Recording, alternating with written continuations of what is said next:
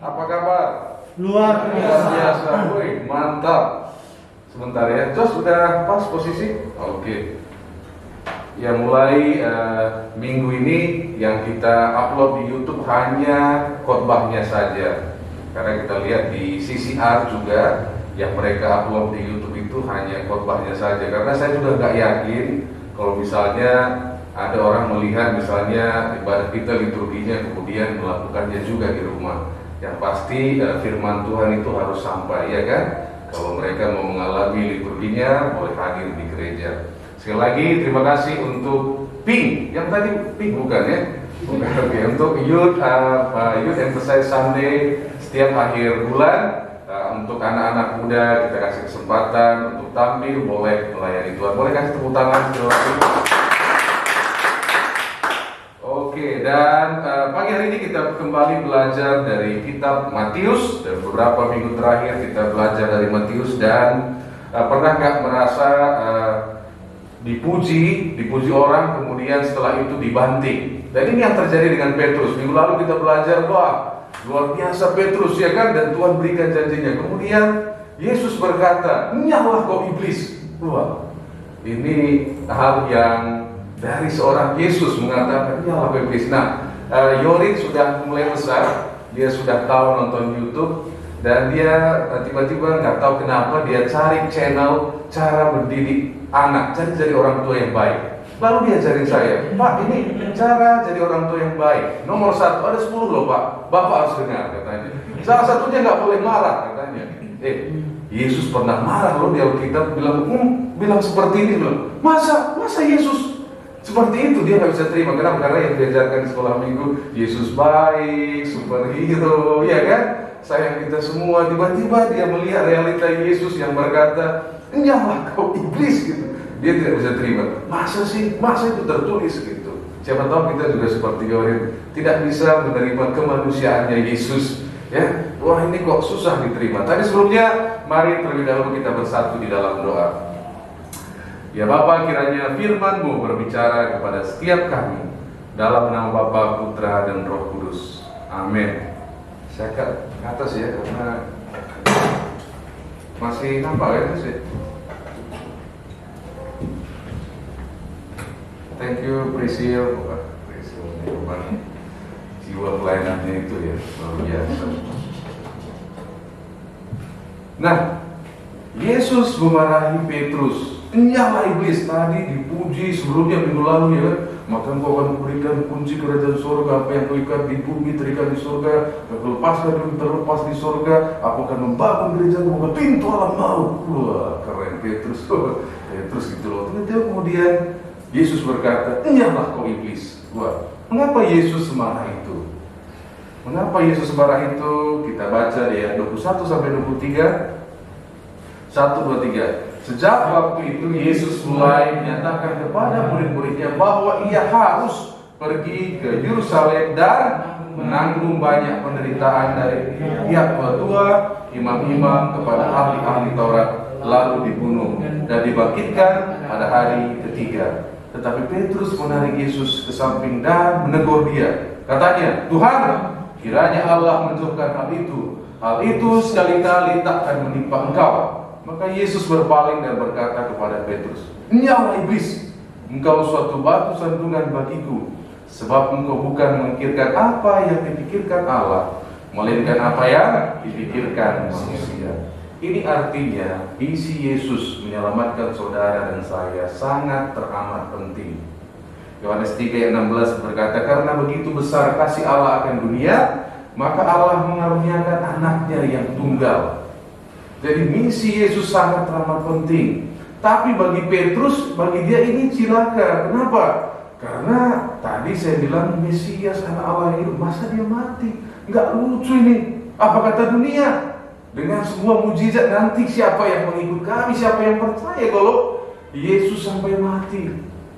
Petrus nggak tahu. Dulu mungkin belum ada drama Korea. Petrus nggak tahu bahwa kadang-kadang jalan Yesus itu is okay to be not okay.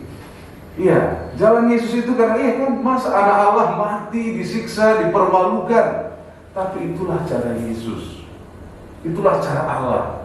Dan Petrus berpikir, wah ini nanti kalau gimana jualan Yesus kalau dia mati? Apa kerennya ya kan? Anak Allah mati, anak hidup. Ini bagaimana mungkin?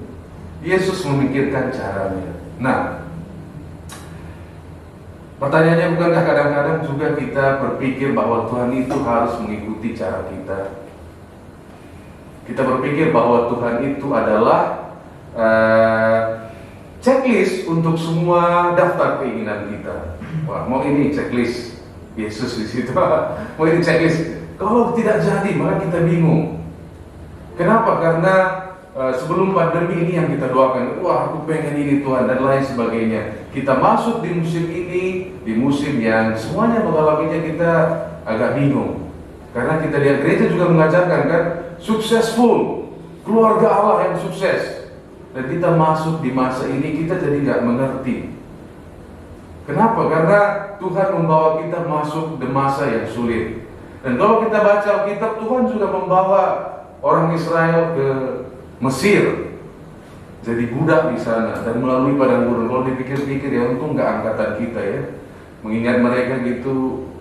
Ya sudahlah, kadang-kadang memang cara Tuhan itu is okay to be not okay. Tapi bukan berarti membawa kita kecelakaan. Enggak, cerita Tuhan itu dia sutradara yang luar biasa. Nah, kadang-kadang kita pikir, kita kadang-kadang juga bingung akhirnya. Yang Tuhan siapa, yang ciptaan siapa? Sama seperti Petrus tadi, dia tegur Yesus kan? Yesus! Setidaknya itu tidak terjadi padamu. Kadang-kadang kita juga tegur Tuhan. Kenapa begini Tuhan? Ini belum diceklis sama Tuhan. Nah, G.I. Parker, seorang teolog dari gereja Anglikan yang baru meninggal, yang bukunya terkenal Knowing God, mengenal Tuhan, baru meninggal umur 93 tahun. Aduh, saya mau bilang apa tentang dia ya? Dia bilang begini, kalau kita merasa bahwa hidup kita ini adalah untuk tujuan Allah, maka semua masalah yang lain akan jatuh sendiri pada tempatnya. Artinya waktu kita memang hidup kita mengerti bahwa kita diciptakan untuk tujuan Allah. Tapi kalau sebaliknya, kalau kita merasa bahwa Allah diciptakan untuk kita, maka mungkin agak sedikit repot. Kenapa? Karena waktu kita nggak memenuhi ekspektasi kita merasa, wah gimana Tuhan? Di manakah Tuhan? Nah, inilah yang dialami oleh Petrus, makanya Tuhan marah sekali. Dia pikir, wah ini anak Allah, ini Mesias, ini kami bebas ini dari penindasan bangsa Romawi. Ternyata cara Tuhan berbeda. Malah diizinkan dirinya ditindas. Caranya tidak oke. Nah, kemudian apa yang dikatakan Yesus ayat 24 sampai 26?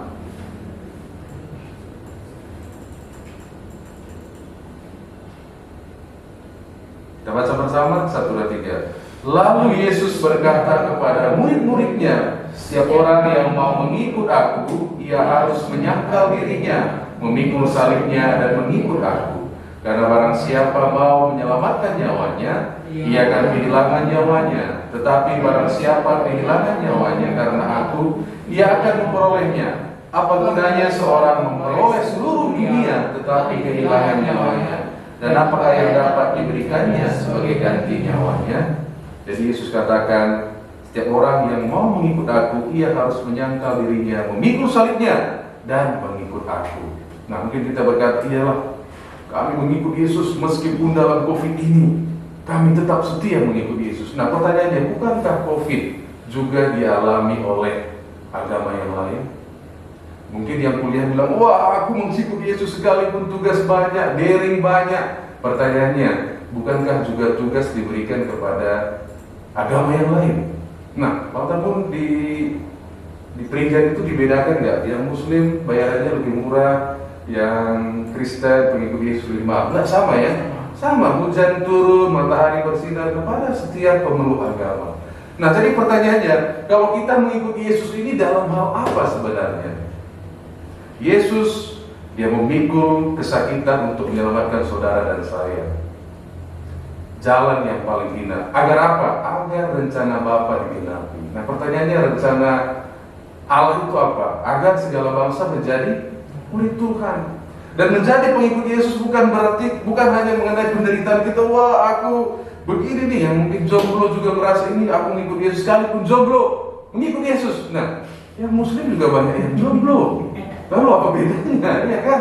Semua mengalami tantangan dan kesulitan hidup ini. Nah, kalau kita mau menjadi pengikut Yesus, artinya kita juga menjadi saksi-saksi Yesus. Dengan apa yang sudah kita alami. Bukan, wah dalam penderitaanku ini. Enggak, semua orang menghadapi tantangan. Nah, itu makanya kita launching lagi Alpha Online. Ini jalan kita untuk bersaksi. Dan puji Tuhan sudah ada 22 orang yang daftar. Sampai kemarin, saya belum periksa lagi tadi pagi. Jadi ini caranya. Mungkin jangkauan kita tidak banyak, tapi kita setia dengan karunia yang Tuhan berikan. Ya, kita tidak sedang berkompetisi dengan GPCC dan lain sebagainya. Mereka mungkin ribuan, kita puluhan juga is okay. Karena is okay to be not okay. Karena jalan Tuhan itu tidak selalu spektakuler. Kita mulai yang kecil. Kalau kita bisa gembalakan yang satu, nanti Tuhan percayakan dua dan lain sebagainya. Amin. Nah, semua orang mengalami COVID ini. Jadi jangan katakan, wah ini karena aku setia gara-gara penderitaan. Enggak, semua orang mengalami kesulitan hidup. Ada orang yang di PHK. Dan ngomong-ngomong, saya dengar dari pendeta kita yang di Nepal, di sana nggak hanya COVID, ada bencana alam. Ratusan orang sudah bunuh diri karena nggak ada stok makanan. Pemerintah kita luar biasa. Awal-awal COVID saya lihat saya merinding juga di beberapa jambur tahu ya, tempat orang karo pesta itu biasanya di stok, ditumpuk banyak beras. Ini menunjukkan kepada kita semua bahwa aman-aman saja. Di Nepal nggak nampak, karena kalau dinampakkan pun sulit. Tanahnya gini-gini coba, naik turun mau dibuat di mana? Di Himalaya gitu kan, susah melihat ya. Jadi kondisinya luar biasa. Akhirnya orang bunuh diri dan lain sebagainya. Nah, bagaimana kita boleh menjadi saksi? Dengan teknologi semakin banyak orang mengenal Kristus. Hari ini gereja online dipenuhi. Mari ambil bagian di dalamnya. Pengikut Yesus berarti kita, tanggung jawab kita juga menjadikan segala bangsa murid Tuhan dalam konteks kita. Mari bersaksi dengan sosial media yang kita miliki. Nah, ini tentunya akan gampang dilakukan kalau kita mengenal Tuhan dengan baik. J.I. Parker berkata bahwa ada 4 karakteristik orang yang mengenal Tuhan. Yang pertama, dia berkata, mereka yang mengenal Tuhan memiliki great energy, semangat yang kuat untuk Tuhan. Yang kedua, mereka yang mengenal Tuhan memiliki pemikiran yang besar mengenai Tuhan. Nah, saya dalam COVID ini juga, saya baca satu buku dan ini menantang saya, gimana caranya menjangkau Indonesia ini, ya kan? Tentunya lebih banyak orang yang harus kita sekolahkan di dalam sekolah Alkitab. Saya sangat mendukung kalau ada yang mau sekolah dan gereja kita juga mendukung. Karena bagaimana caranya? Puji Tuhan, salah satu dari jemaat kita, Pak Pastor Pinsel, sudah menjadi pastor. Saya rindu ada lebih banyak lagi. Kalau kita berbicara Medan, Indonesia, masih banyak yang perlu pastor-pastor yang lain. Kita doakan juga dari sini mulai tahun ini dan seterusnya bermunculan. Amin. Kalau belum kita lihat, biar Tuhan kirimkan juga. Amin. Nah, yang kedua, mereka mengenal Tuhan memiliki pemikiran yang besar mengenai Tuhan. Yang tiga, mereka yang mengenal Tuhan menunjukkan keberanian yang besar untuk Tuhan. Yang keempat, mereka yang mengenal Tuhan memiliki kepuasan yang besar di dalam Tuhan. Nah, Tuhan Yesus telah menyelesaikan anugerah yang paling besar untuk kita. COVID-19 tidak ada vaksin yang menakutkan, kan? Nah, dosa juga tidak ada vaksinnya. Upah dosa ialah maut. Seandainya dosa adalah virus, artinya begitu kita dapat dosa, kita langsung mati. Tapi karunia Allah melalui Yesus adalah hidup yang kekal. Inilah anugerah kita yang terbesar. Jadi hari ini yang Muslim mati, yang percaya Yesus mati, bedanya apa? Mereka di surga. Nah, ini beda, inilah yang paling utama. Kenapa? Pada akhirnya juga nanti kita semua tunggu waktunya, kan? Nah, anugerah yang terbesar adalah kehidupan yang kekal dan Tuhan Yesus sudah berikan kepada kita. Dan mari sebagai pengikut Yesus tidak hanya berbicara tentang penderitaan pergumulan kita, tapi bagaimana kita menjadi saksi Kristus. Bagaimana kita juga ikut dalam mengembangkan kerajaan Allah di bumi. Melalui apa? Melalui gerejanya, melalui aktivitas yang kita lakukan. Jadi mari dengan kondisi kita hari ini juga kita diajak untuk tetap menjadi pengikut Kristus. Bagaimana caranya? Menjadi saksi dalam konteks kita di mana kita berada. Mari kita bersatu dalam doa. Kami mengucap syukur ya Bapa atas karunia-Mu yang besar atas setiap kami untuk anugerah dalam Yesus Kristus. Terima kasih Tuhan. Dalam nama Yesus kami berdoa. Amin.